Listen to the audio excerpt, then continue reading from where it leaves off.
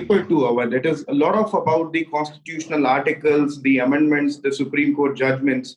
So do you utilize these force? Like last year, a question appeared about the Attorney General. So many students with a drop of a hat sometimes messes, oh, this is 76 or 77. Sometimes a confusion creeped in their mind.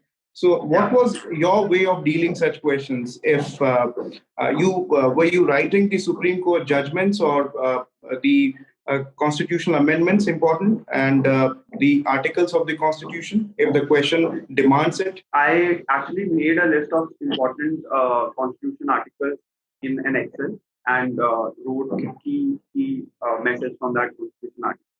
And I usually use those in various questions wherever required, sometimes in the introductory, sometimes in the body, wherever required. But I did that.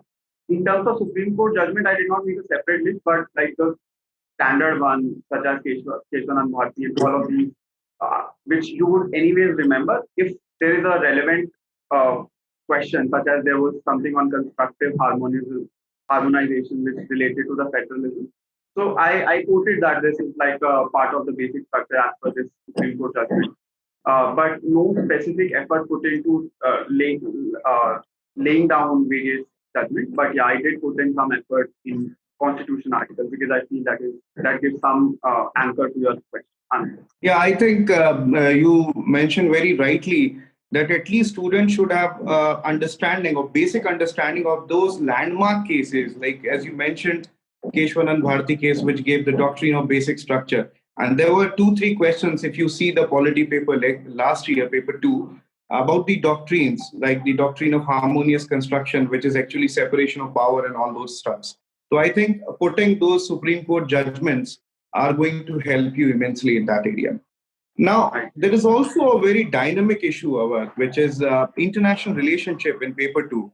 So what was your strategy to deal with the international affairs? Have you focused on because there are areas surrounding India, which UPSC is asking every year, and UPSC is maintaining one more discipline very clearly, that it is asking one question from one giant like the China or the USA. And one question it is figuring out related to the neighbors, the relationship with China or Nepal or for that matter, Bangladesh or Pakistan. So what was your strategy dealing with the international relationship questions related to that?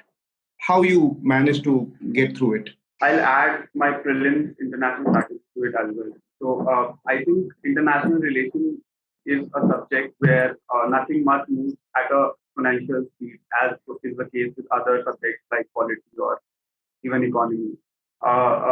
So I would again refer to the compilation. I would read about them or maybe listen to some debates on Rajya Sabha TV occasionally, not like frequently. But my strategy was that I would refer to a compilation on international relations for prelims as well as on main.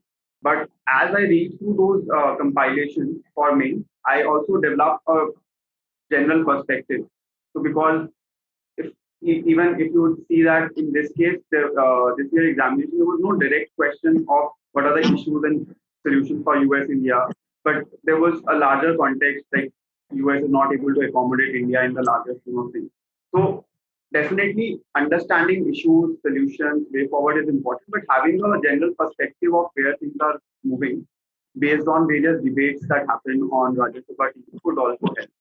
So that was my broad strategy. Now, obviously, the answer writing practice helps in putting it down in a timeline.